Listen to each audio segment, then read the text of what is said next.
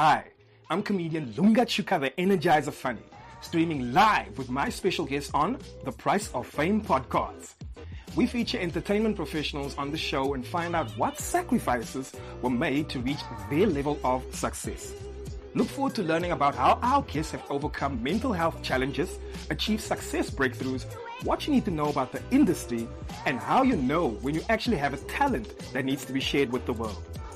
Take these episodes as your personal mentorship guidance on how to be a successful entertainer. We chat to those who have made it in South Africa and abroad. Let's make the SA entertainment industry the most supported by locals, because local talent is liquor talent. Subscribe now to keep up to date. You can also find us on all social platforms.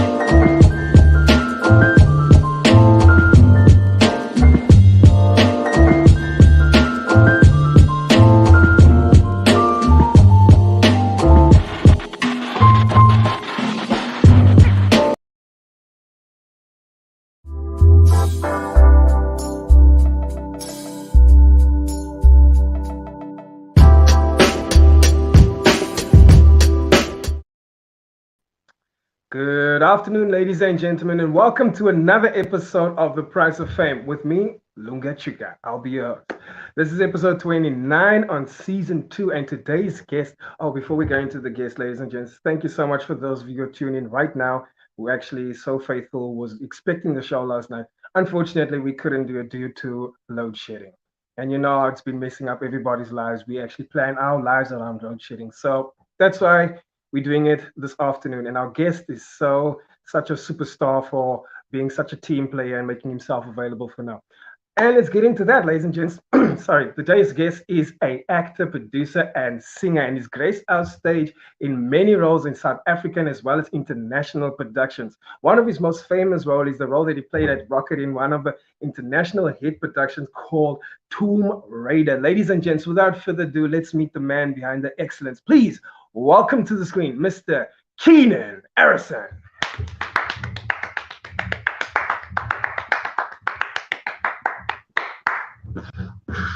That's for you. That's for you. How are you, man? How are you, brother? I'm very well, thanks. How are you doing this afternoon? Thank you so much for having me. It's been a technical nightmare, but we are here. Yeah. I mean, load shedding was crazy last night, playing with our signals and everything like that. And I had like a tummy bug that just creeped out of nowhere, like the afternoon side. And then like coming closer to the show, I was like, I was trying my best to be my best self. So somehow, in a way, I'm kind of like grateful for the whole load shedding technical difficulties, because it gave me a chance to get rid of, whatever I was dealing with. I'm feeling a lot better now. And I was a lot better too. No, I'm glad, but that's what load shedding will do. It will give you the runs, my brother. Like, you don't know if you're coming and going. Literally, you're running from one spot to the next, trying to find Wi-Fi. That's our life. This is our life. It's crazy.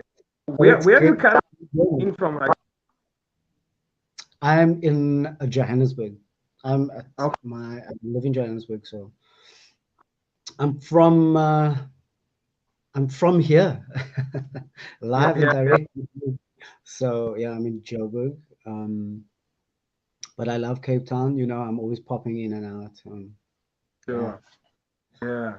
I mean, like our load shedding, like it's been for now, like there was maybe last week we had like a week of like not knowing what's happening. We didn't have any load shedding, for probably like the whole week. So we're like, okay, is it over now? Is it gone?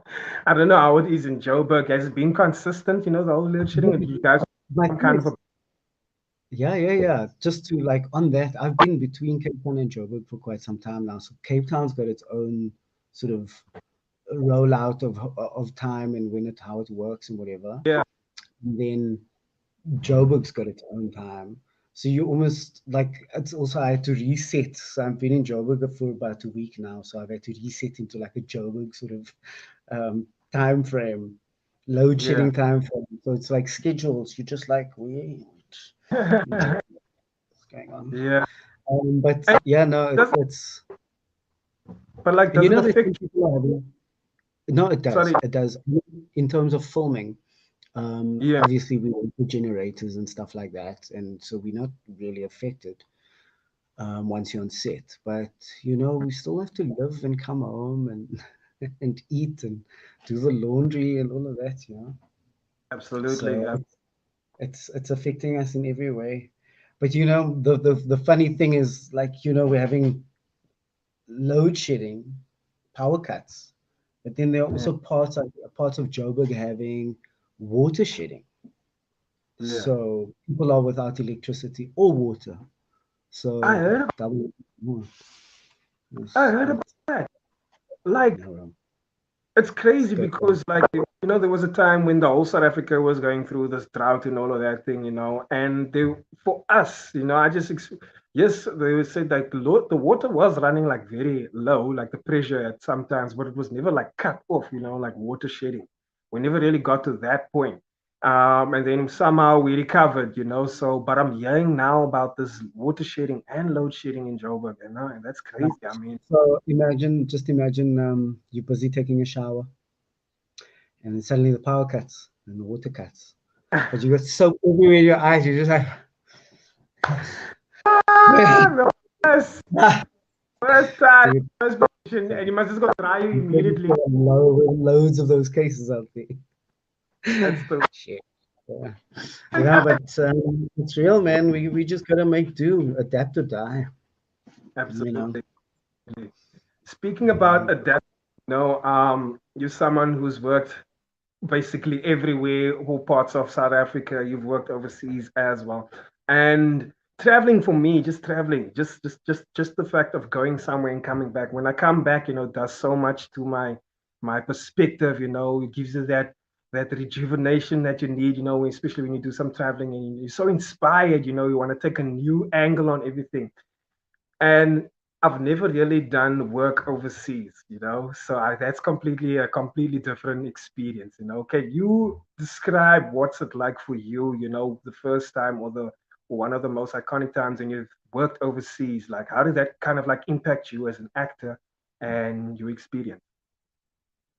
You know, I mean, I think for everybody who's worked overseas, they'll tell you the same thing. Firstly, you feel like you're out of your depth, or you know, because it's new culture, new people, new vibe, new energy, new city, whatever.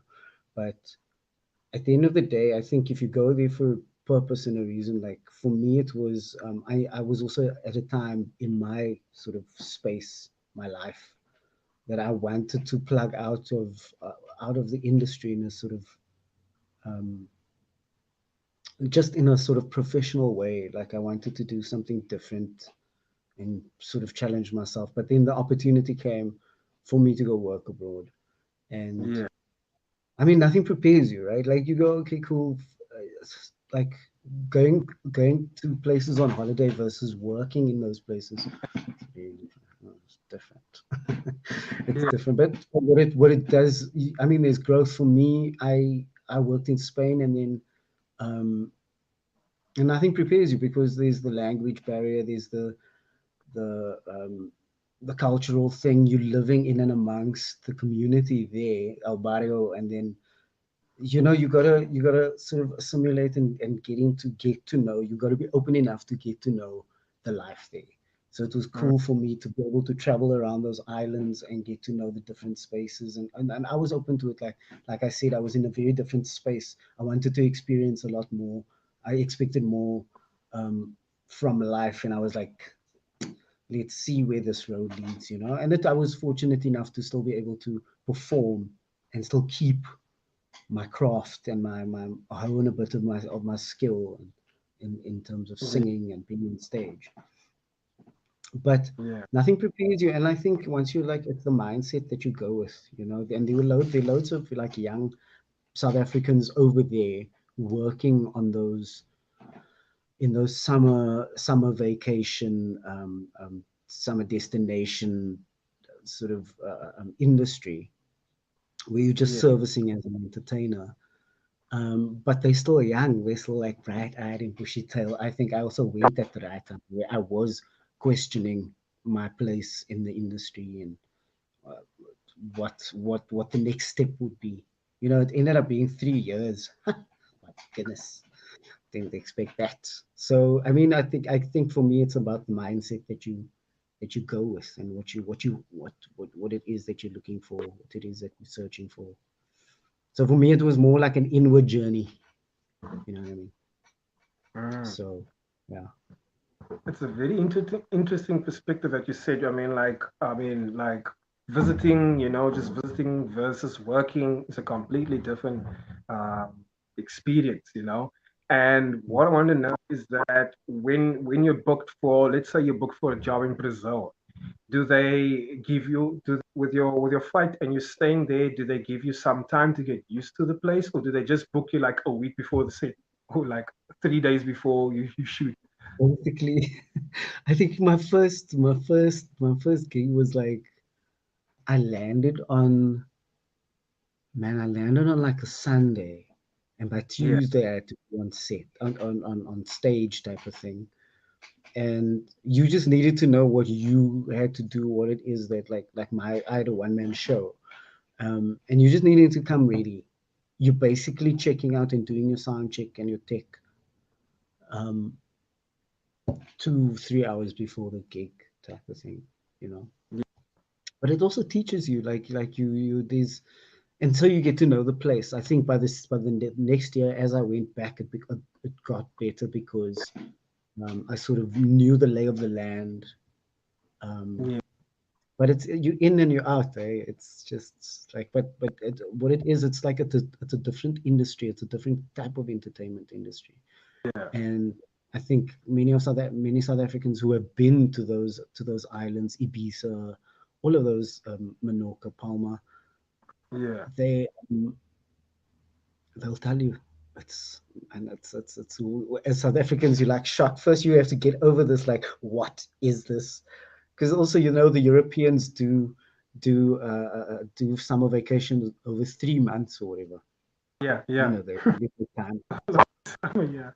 That's crazy. So they came to party, Yeah. Um, Like but it's like I think when it comes to like acting work and just as a comedian for myself, if I were to go to England or Spain or Brazil or any kind of country to do a show, I would want to get there maybe 2 weeks prior, just to get familiar with the vibe, familiar with where I'm gonna be and all of that stuff, so I can have some bit of flavor when I present myself, or even with acting, let's say I'm supposed to like a lot, like I've been mistaken for Congolese before, and if let's say they book me to do a movie in Congo, yeah, I would want to go there because I want to know, like, I want to get used to the accent. I want to get all of these stuff. I don't just want to come back, you know. I want to get used to the feel, so it's more like so it's real for me as well, so I can bring across a more authentic performance, So it's kind of weird if they just fly over like 2 days or 3 days before set, and just also, like, but okay, but granted, there was lots of rehearsal time in South Africa, in Cape Town. There's that. So, which is why I said you sort of have an idea of what your show is, but you okay, only fit it into that space onto stage, um, moments before, the 2 hours, 3 hours before, But I mean, it teaches you. It's part of that thing about being a sort of, uh, an artist. You know this, man. Like, like if you're doing gigs, and it's just you have to now stand on this little box, and that's how you're gonna deliver. That's you just gotta do it. Um, so I mean, it's part of the growing thing about being being on stage, and I mean that's what we are. You Yeah, know, we got to be loose and malleable, and but like you got to flow, be water. yeah, yeah, um, because we have a job. We have a job to do. We entertain people. We make them laugh. It's medicine. yeah. Um, uh, Can you tell yeah. me a little about your childhood upbringing? Like what are some of those challenges that you had as a young kid, and were you bullied when you were a kid? Or what are some of the social challenges that you had, in the household or in the community? A little bit about your upbringing. Let's find out. Cool, man. You know, my upbringing was, I can't say I was bullied because we were also, I grew up in a time where, like, I mean, my cousins were a lot older than me and they were all boys and stuff. So, I mean, if you think about bullied in the sense of being family bullied, yeah, for sure, I was bullied Yeah. by my older cousins. We all, exactly, and more.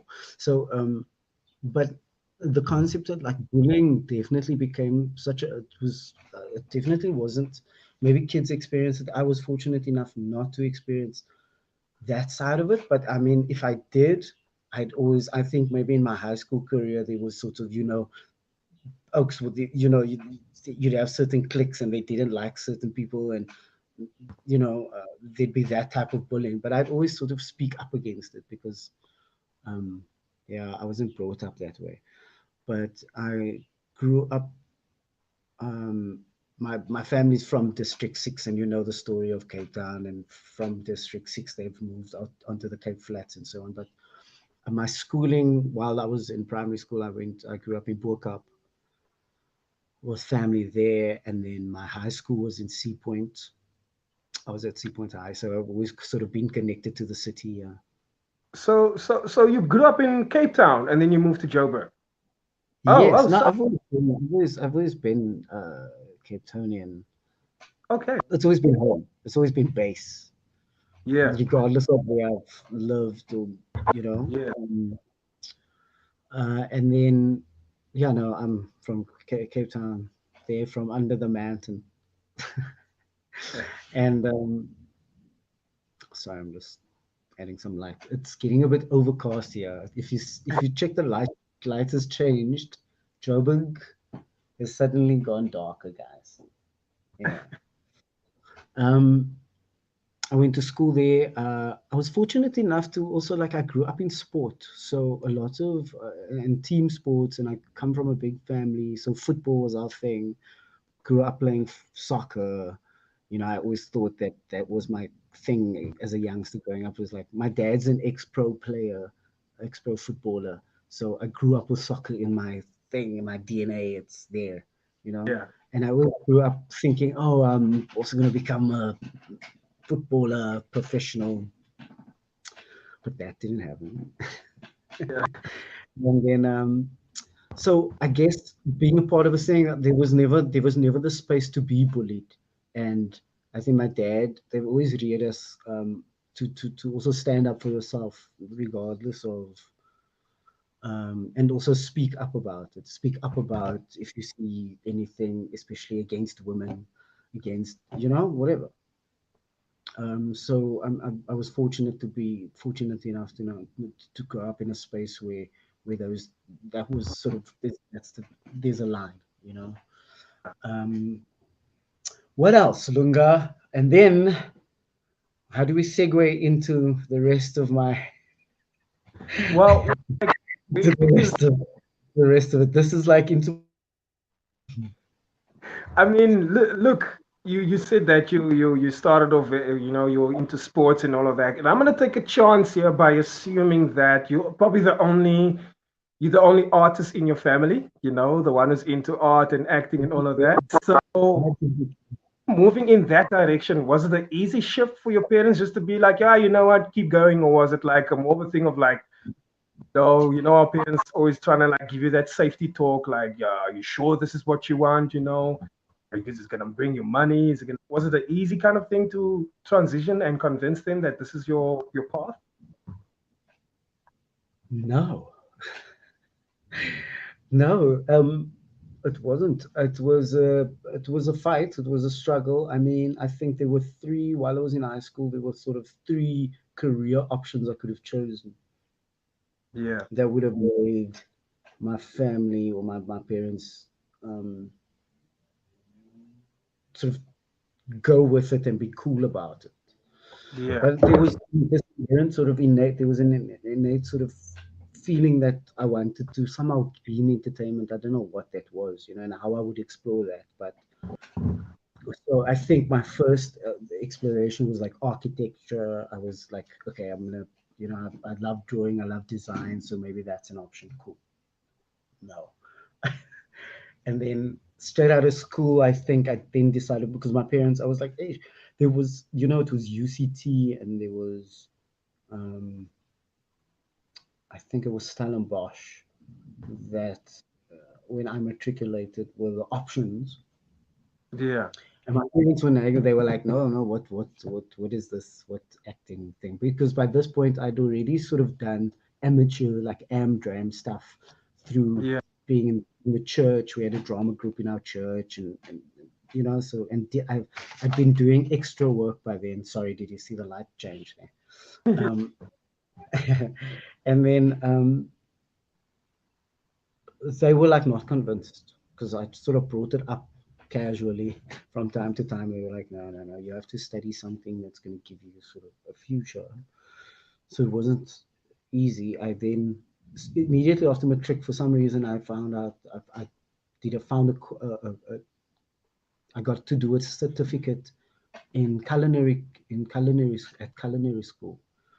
So it's Yeah. basically a chef course that I did Okay. for 2 years, and I did it through, I think they're now known as North Link or something, but it wasn't that at the time. And then I did it. My parents were happy for those 2 years. They were like, I've got this itch, man.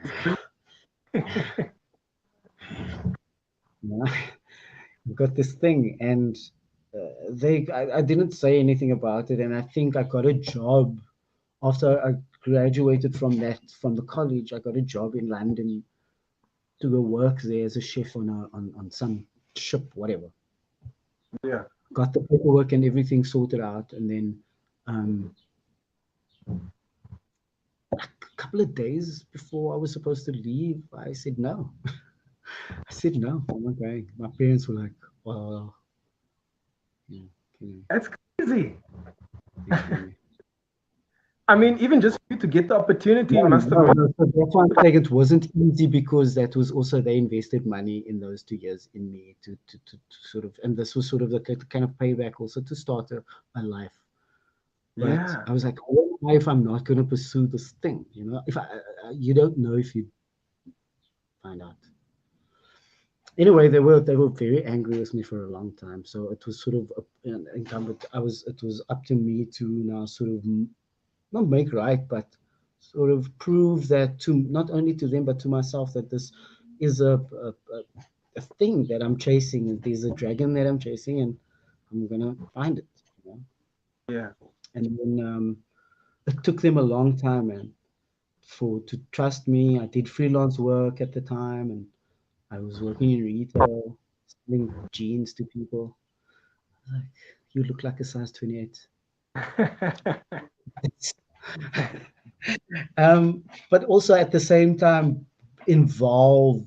I was doing extra work, but I was also connecting at the time with like going to see shows like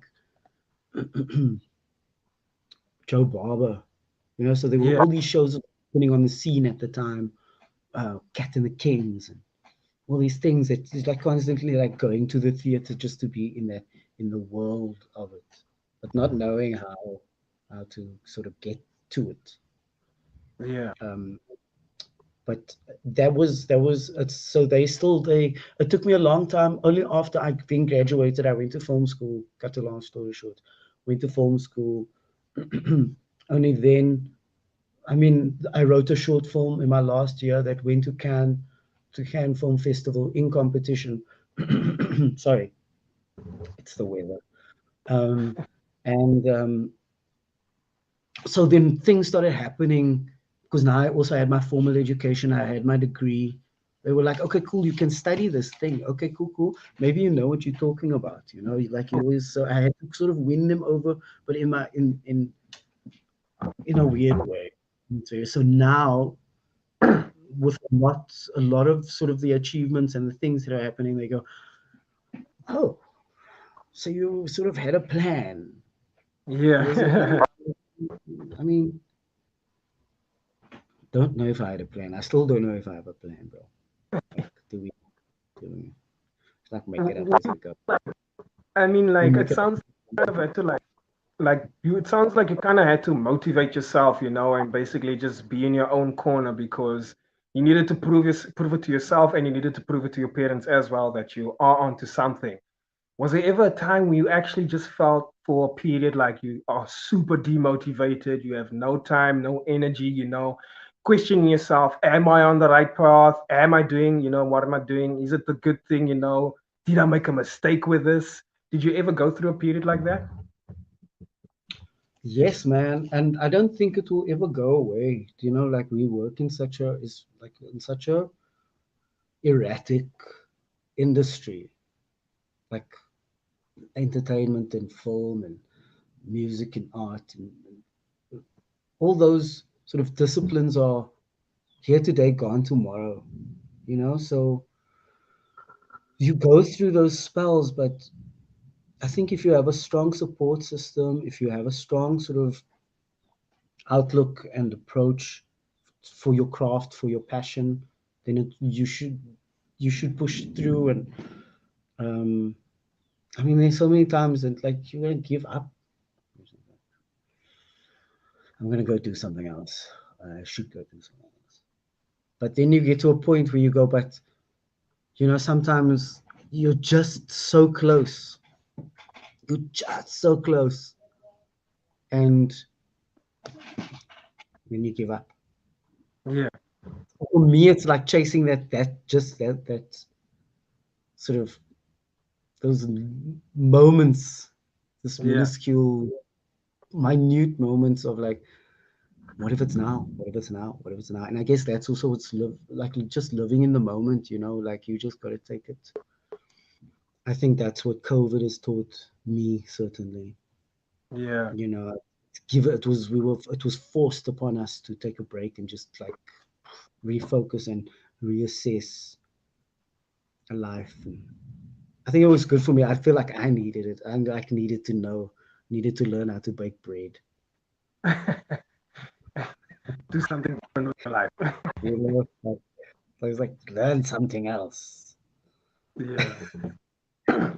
I mean, So yeah, it's yeah, I'm we in a very very so there are moments that you want to give up and am I in the right thing? Am I doing the right thing? And I think I take it from all the sort of wins, all the like the good jobs and the things where you finish a job, you're like, wow, that's cool, man, and you get sort of good response or audience response for it, and how it affects people who watch TV or watch film, and then you go, okay, cool, yeah, okay, we're still doing the Lord's work. yeah. And I mean, you mentioned a crucial part of the journey, and that's a part where a lot of people actually give up. And a lot of wise people will tell you that it always gets its toughest just before you break through, just before you hit that success or just before you pierce through. And sometimes you've been used to such a journey of having toughness, and once it gets extremely tough, some people actually turn around and be like, I don't see where this is going, you know. Um, for you in your journey, in your personal journey, could you describe what was your tough moment before you actually realized, oh my word, like I've hit success, before you realize, okay, now I'm in a different pool, now I'm in a different network. What was your uphill struggle, just before you, just because like if I think about this, I think about Idris Elba. He was he was very well known in UK, everyone knew him and all of that. And he tried to go to America, he tried to do a lot, and he just wasn't making it. And and he's like on his last dime, he's like, I'm gonna do this audition, and after this, if I don't get it, I'm gonna go home. And that's like how tough it was for him. Like he wasn't making it and everything like that. He was just about to give up and go home. and then he got on his last try, he's got his, and that was his breakthrough, and now he's a Hollywood A-lister star. So, what was your experience where you were like, you know what, this is my last time. If this doesn't make it, then I'm turning back. Look, I'm not Idris. Just gonna have to No, get that tax. No, that's no, just a no. mid I know, right. Like, like, look, there were times like there were like down times where I'm like, man, I think Tomb Raider was probably also one of that. Like, and when you're at your lowest low, and I think that's also the thing about faith and trusting the process and just having faith, regardless of your religion or your, where like you'll be pushed to that point of like, when do you give up, right? And I think it was also before Tomb Raider that it was also like I was like, I'm done.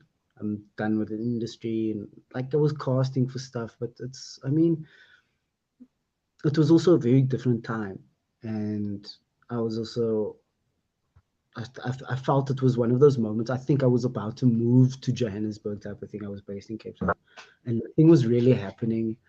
And I was like, no, that's it. I'm out. I'm going to Joburg. That's it. Joburg, you win. Here we go.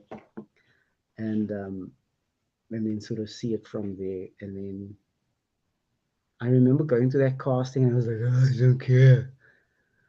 I just don't care, whatever. You know, my worst American accent. And then and then I went away, and I think I did. I went to Swaz. That's what happened. I went to Swaziland. I went to visit one of my best friends who lives in Swaziland, and I was like, I'm done. I'm taking a break. I'm gonna go walk on Sheba's breast. I'm gonna go yeah, hike in the mountains. And yeah. then I got a call while I was there.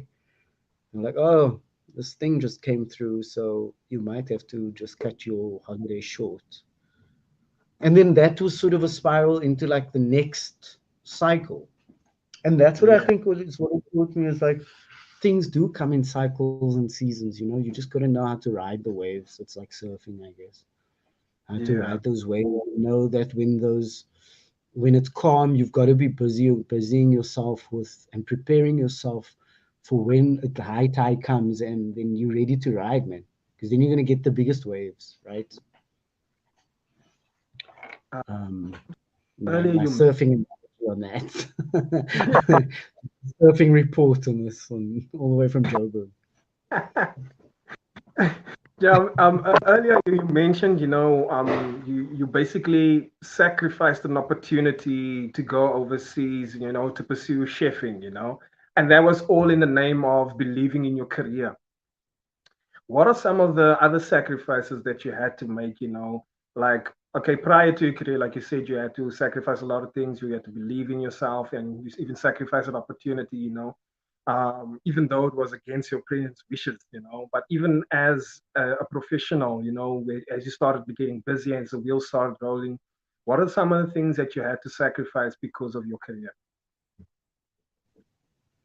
I think I never speak about this, but I think a lot of relationships that also sort of like went by the wayside because you're gonna go, oh, but you're building this career, you're building a craft, and so for me, it was like relationships weren't sort of, there wasn't a balance for it. Um, so there's that. There are a couple of things I think also. Um, Sacrificing, like I think I also lived out of house at a very young age because I knew that that's what, so I moved to Joburg years ago, and then left, and then came back, and then left, and then came back, and then so also to be able to walk away from that home space, because I know like you want to do that thing and do it for your parents, and you want to do, just be like, ooh, it just started raining, Joburg, bro. Yeah. Yeah. And so the sacrifice of like not being able to maintain that family home, but look, I'm still in contact with my parents at the time, and we're busy building. It's weird because we're building a family house, so that's sort of exciting. And we're building a family house together, which is nice. Um, and yeah, I think a lot of it is it's like, you gotta sacrifice and cut people out of your life.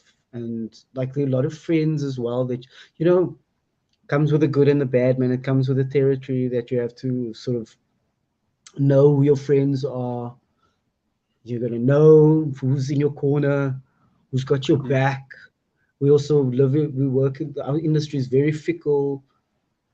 So yeah, I think you sacrifice most of all in this industry, you sacrifice people. Yeah. You sacrifice people. You cut people out. You not sometimes not intentionally, but sometimes you have to for your own well-being, for your own mental well-being, emotional well-being. Um, and that's why relationships form a part of that. Whoever your partner is, and there are loads of um, yeah, man, takes its toll, takes its toll. So you just gotta find the balance, you know.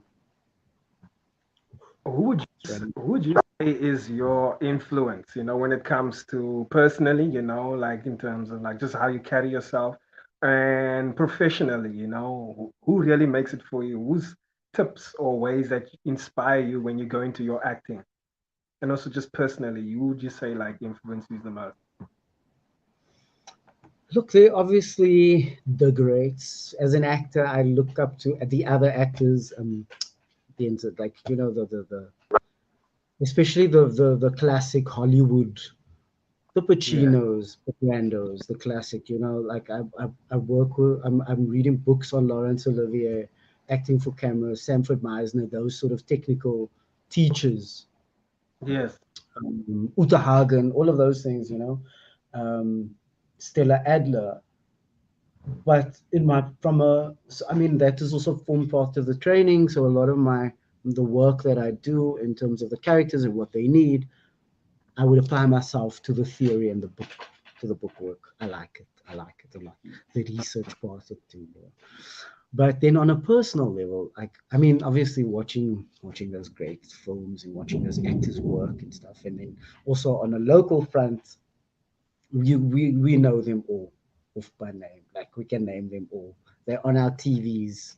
The Denise Newmans, the Cedric Joels, and all of those people, Royston Stoffels, all those people and as young as David Isaacs and Oscar Peterson and all the likes. Um, then because like I mean like you also said it earlier, I don't come from a family. I'm literally the only one in my family that does this. It's so weird. So there wasn't sort of a family sort of hook, Yeah. like a lot of I sometimes get I'm a bit envious of like when there's that generational thing where it's been passed down from great grandpa to grandpa to dad to and you've learned Yeah. you in that school, in that sort of boys club of prestige, so there wasn't anybody in my personal sort of immediate surroundings that were um that I can say, oh yeah, that's I can see that my grandfather had that thing, and therefore I am doing what I'm doing. It was never that, and never the case. But I think where that influence for film or for stage happened was because we do movie nights, and my family they were very much into movies. Friday nights were movie nights with all the cousins, and big family vibe, and there'll be a whole thing. Or we'd go to cinema, so double feature cinema, and that was the thing. And that sort of was my introduction and sort of introduction to the world of cinema and film and wanting to be on a screen. And yeah, it was a What very ideal movie or that you would like to star in one day or even produce? And who would you like to act with in that movie? Phew.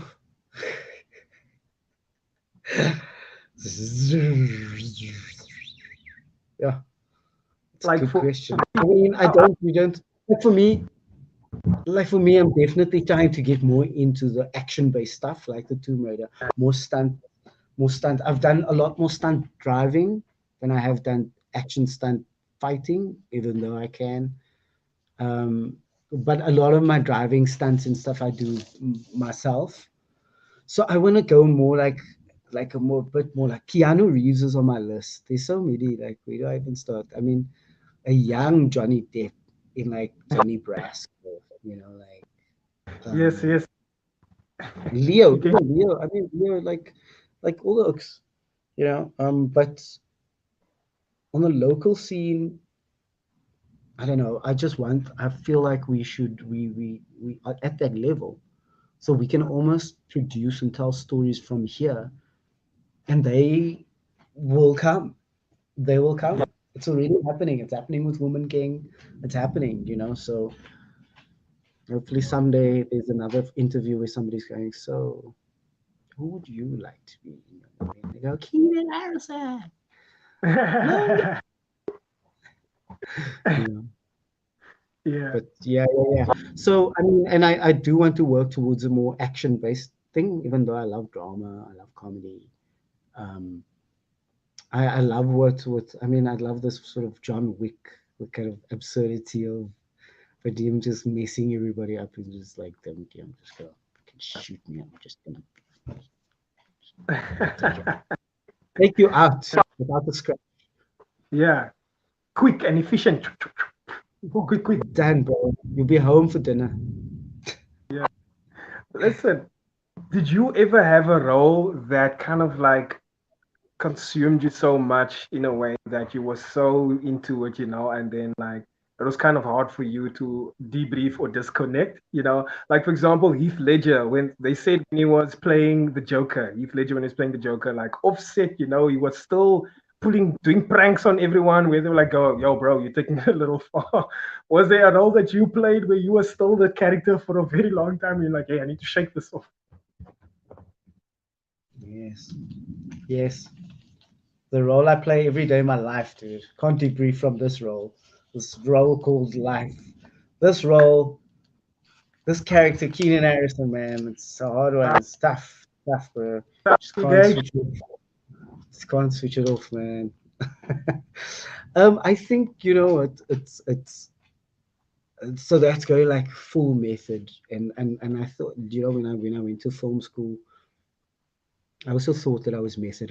I mean, I'd go to the point of like, but I also see the importance of for in terms of your mental space, how you connect to the character, because you should be able to still go home, um, whether it is be with your family, whatever. I mean, I guess it makes it easier when you shoot away, and all you need to do is stay in character.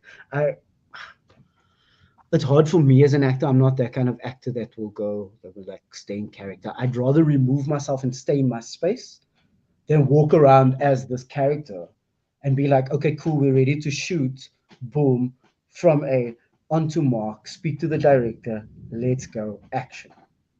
You know, but to be walking around then and have to be in people in a public space and then go, don't talk to me, I'm in character. And then no characters, cameras around. Wait a minute. Wait, can we just take a second here? Again, like Tom Hardy's one of my favorites and whatever, but like we have to do the work. A lot of us, like, they've got the time to do the work. We don't have the luxury of time. Yeah. You know what I mean? Like, we go, like you said, we cast now. Next week we're on set. So your prep has got to be within a week. Yeah. That's everything. That's accent, it's script down, character treatment, character analysis, script analysis, all of it. So they've got the luxury of. So I mean, I'm glad that I have a sort of I love to plug out and debrief. There was the one. So what my point is, there was the one of my first films was Shirley Adams. It was directed by Oliver Hermanus, with Denise Newman, and I play a tetraplegic. So he's paralyzed from the neck down. Mm. So limited movements, limb movements, limited. So I did a lot of research going into it in terms of um, spinal work, mean, to sit with occupational therapists and physiotherapists and working at the Western Cape OT Center there in Lentegeur in Mitchells Plain. And I was deep. I went deeper because it's like you. So it's basically this character that got shot in a crossfire, and so it sits within another space. It sits in that space in that community, but it also sits in another space because I play the 17-year-old boy. But man, it's my first film, and all I wanted to do was just impress. I'm telling you, I'm literally going downstairs in a wheelchair. I've got my hands taped to the seats with like sellotape. I was like, I am in it to win it. And I mean, and even through that process, so there was a time once that filming process stopped, I had to be like, whoa, no, need to shake it off. I needed to go away, swim a bit, do things that are physical, run up the mountain, you know. And I think it's also important because it sits with you. And after that project, I was like, you know, it's important to not sort of it's important to go deep and be there and stay true to the script and the character, but also for yourself, you know, you need to debrief and step out and all of that. Yeah. Do you have any kind of like films or episodes or that you find interesting? You like, I want to watch myself there. I don't want to see the old me acting, or I don't want to see that. Where you like just cringe and be like, wasn't that good when I was doing that or whatever? Like some of my very first recordings of my comedy, I don't want to see that because I know I'm a lot better now and everything, and there's a lot of things that I worked on now. So watching like my old tapes is like, you know, is there episodes that you just want to skip past where you're like, I don't want to see myself in that episode right now? Or a film where you feel like you've grown so much and you're like, you're judging the person you used to be? Yeah, all the time. I genuinely don't watch. I don't watch the stuff that I do. Because I will also feel like there's a place and it needs to stay there. I don't own a television. Um, you know, now with the latest releases, the release of these films, the last two films. Um, Sorry, I just had a glitch there. Just suddenly ran out of words. Um, um, Sort of forced us to do the screenings and do so going to Toronto and all of that, and being and watching, sitting there watching the film. So you're almost forced into it. So there was a sense of like, because I'm now watching the film as a sort of outsider, Yeah, and seeing the film and the characters as a whole and the story as a complete thing. Um, uh, it's cool to be able to do that now, but generally I can't. And saying that, like, I came across like early stuff of mine, man. I, I couldn't watch. I was like, what's going on? What? I mean, I still feel it now. Like sometimes, you know, because like the thing about acting is like you never, and like with you with comedy is also it's constantly evolving. Like characters are constantly evolving. Your writing is constantly evolving. The script is constantly evolving. Um, yeah, so I think you can't become sort of lazy. Otherwise, you become that one-trick pony. And I always see the acting as that as well. You need to, you know, see what the thing is, because now this is how we act. We're acting in for TikTok. We're acting in like 5 second, 7 second little moments, you know, little scenes. So you've got to be. But I mean, nothing beats the thing about the art of acting, being like yeah. immersed in character. And so um, it's always. Sorry, that's my phone. um, so that's the thing about acting is always for me is that you got to keep it fresh and you got to keep it new and you got to and um, so I do judge myself still sometimes, all the time. But once the director calls cut and he goes, it's cool, you know, like let's move on. I'm like, are you happy?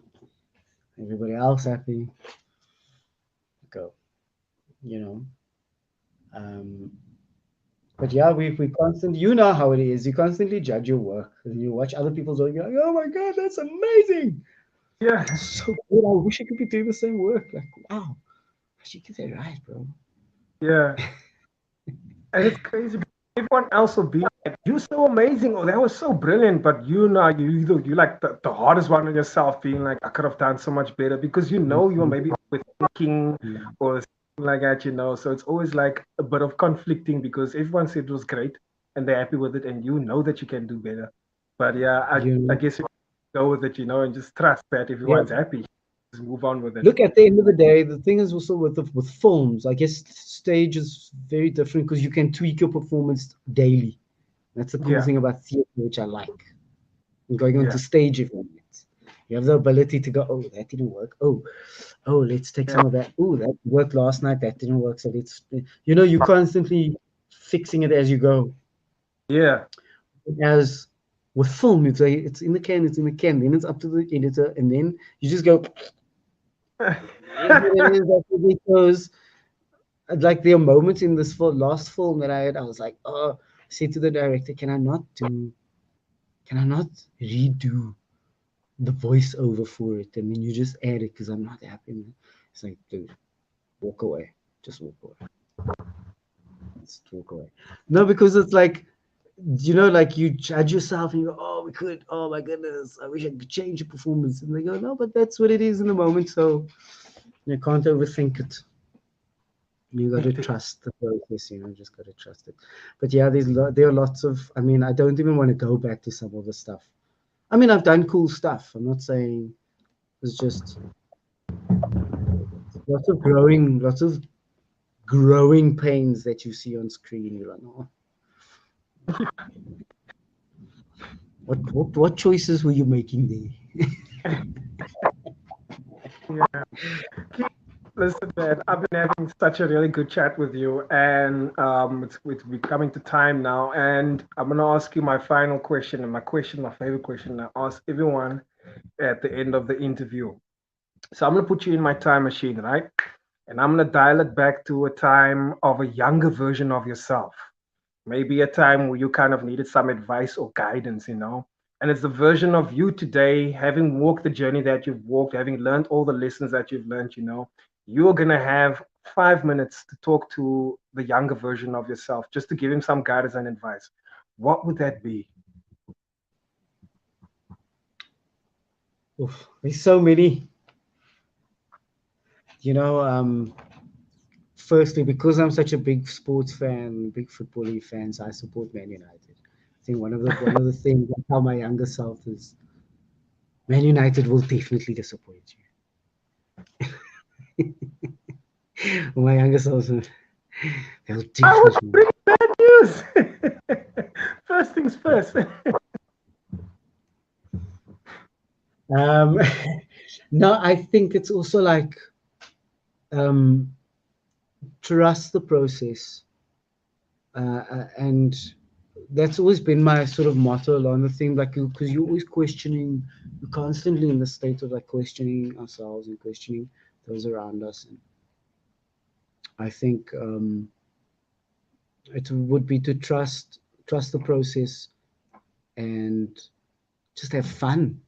You know, I mean, I'm not saying I had a fun childhood, but it was also like um, there's always a constant thing of like which direction do you go? How do you find yourself? So um, it's a constant journey, and you've got to like enjoy the ride.